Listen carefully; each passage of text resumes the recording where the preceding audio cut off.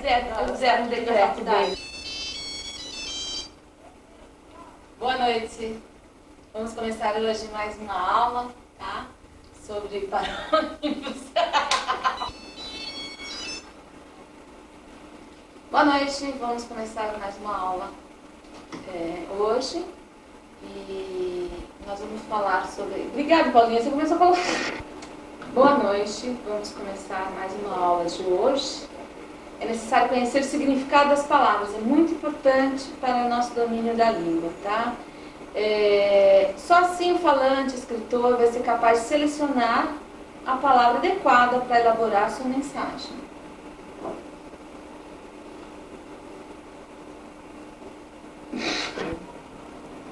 Boa noite. Vamos dar início a mais uma videoaula de hoje. É necessário conhecer o significado das palavras. É muito importante o domínio da língua. Só assim o falante, escritor, será capaz de selecionar cada palavra adequada para elaborar a sua mensagem. Nesta videoaula, várias fontes foram pesquisadas até chegarmos a um conceito em comum sobre a questão das alterações semânticas. Nós vamos falar sobre polissemia, homonímia, antonímia, sinonímia. Mostraremos também um levantamento das lugar, local. Observaremos quais as construções que contendo lugar e local podem ser parafraseadas por local e quais construções impedem essa substituição de um termo por outro. E para terminar, no nosso último bloco, teremos um pensamento de Travaglia sobre educação linguística. Já voltaremos em um minuto. Outra bufa. Senta a final do vôlei fute.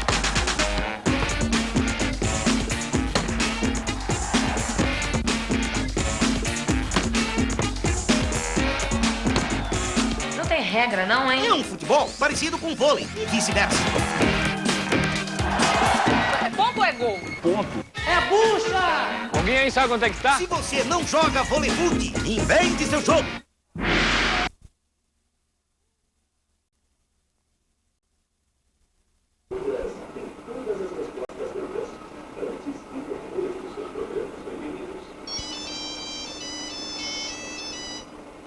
Vamos começar por polissemia. Polissemia é o fato de uma mesma palavra poder apresentar significados diferentes que se explicam dentro de um contexto. A polissemia se opõe à homonímia. Para que haja polissemia, é preciso que haja uma só palavra. É necessário observar que as formas linguísticas admitem extensões de sentido, que as tornam aptas a serem utilizadas em diferentes contextos. Dê uma olhada, por exemplo, na palavra mão. A criança estava com a mão machucada. Nesse caso, mão se refere à parte do corpo. Passou 2 mãos de tinta na parede. Se refere a camadas. A escultura demonstrava a mão de mestre. Se refere à habilidade. A rua não dava mão para o parque. Está falando da direção em que o veículo deve transitar. Nenhum cidadão deve abrir mão de seus direitos. Quer dizer, deixar de lado, desistir. Passaram a mão em minha bolsa. Apoderar-se de coisas alheias. A palavra final está nas mãos do diretor. Dependência, responsabilidade. E veja também essa charge.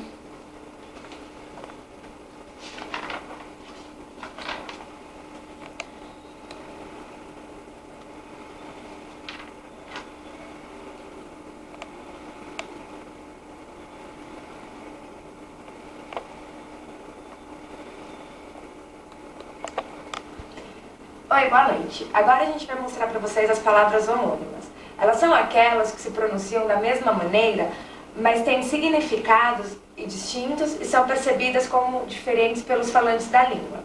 é a relação entre duas ou mais palavras que, apesar de possuírem significados diferentes, possuem a mesma estrutura fonológica. O exemplo clássico é o substantivo, feminino manga. Ora nome de uma fruta, ora nome da parte de certas peças de roupa, que cobrem os braços, ou parte dos braços. Devemos tomar consciência da homonímia como potencial de ambiguidade de nossos textos.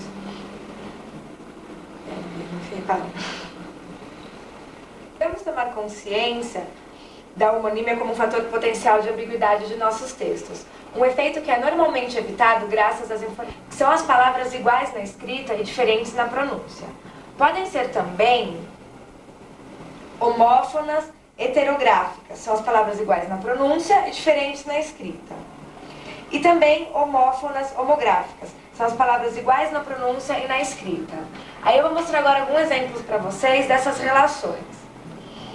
Cela, de pequeno quarto, escrito com C-E-L-A. Cela com S, de arreio. E cela com S, que também de verbo. A gente tem sessão com C e 2 S, que é o ato de ceder. A sessão com S e C cedilha, que é divisão. E sessão com S e 2 S, que é reunião. Concerto, com C de concerto musical. Concerto com S de reparo, arrumar algo. Concerto com S também, que seria o verbo na primeira pessoa do singular do presente do indicativo. Manga, como nós já falamos anteriormente, a fruta da mangueira e a manga, que é parte do vestuário. Cesta, com SX, numeral ordinal. Cesta com C e S, de recipiente. E cesta com S e depois S, hora de descanso depois do almoço. Vou falar sobre paronímia, tá? Que é a relação que se estabelece entre duas ou mais palavras que possuem significados diferentes, mas são muito parecidas na pronúncia ou na escrita. Parônimos, que nem o cavalheiro, cavalheiro, absolver, absorver, comprimento, cumprimento. Agora eu vou dar uma relaçãozinha de parônimos para vocês verem. Aprender, que é instruir-se. Apreender, que é assimilar. Cavaleiro, que é o que anda a cavalo. Cavalheiro é um homem educado. Despensa é um lugar onde se guarda mantimentos. Dispensa é uma licença.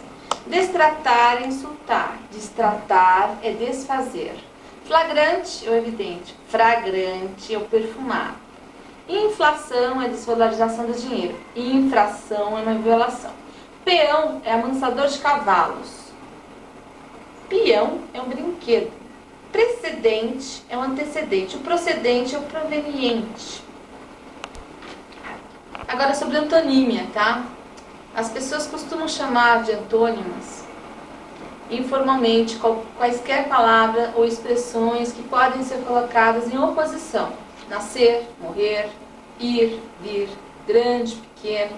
Os antônimos costumam ser comparados aos pares e entre dois antônimos que formam pares. É sempre uma propriedade em comum. Explorar palavras e frases que podem ser colocadas em oposição. É como recurso para o enriquecimento da reflexão e da expressão. Encontramos antônimos entre substantivos, que é bondade, maldade, entre adjetivos, o duro, o mole, entre verbos, que é o dar, o receber, advérbios, lá, cá, e preposições, sobre e sob. Agora nós vamos falar sobre o último assunto, a sinonímia.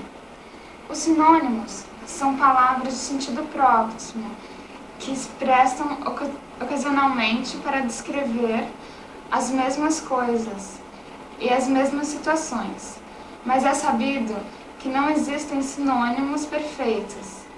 Assim, a escolha entre dois sinônimos acaba dependendo de vários fatores a serem explorados.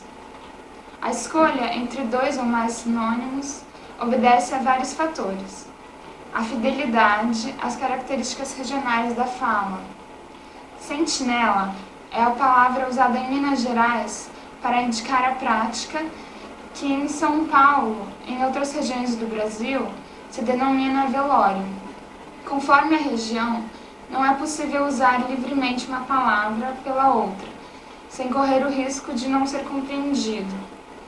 A preocupação de ressaltar diferenças de sentido, que podem assumir grande importância num discurso mais técnico, para as pessoas comuns, furto e roubo são exatamente a mesma coisa. Para a lei, há uma diferença. No roubo, a vítima sempre sofre algum tipo de violência. A preocupação de ressaltar diferenças entre os objetos de que se fala.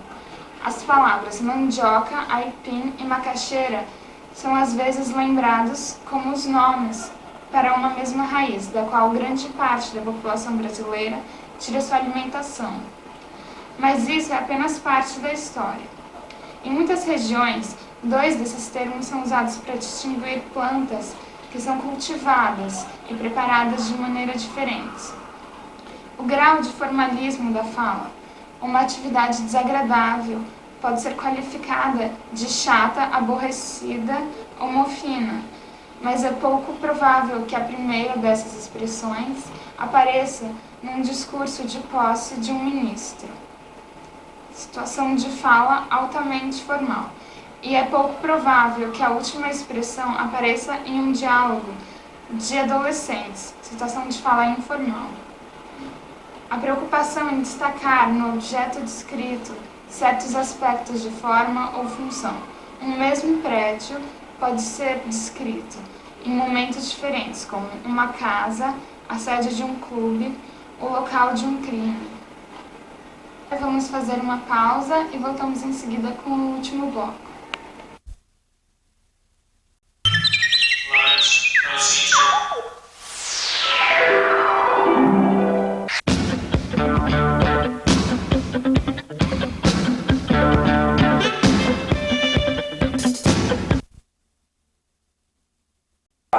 Agora a gente vai mostrar para vocês os significados distintos da palavra lugar e local. Depois vamos ver qual forma a gente pode parafrasear e qual não.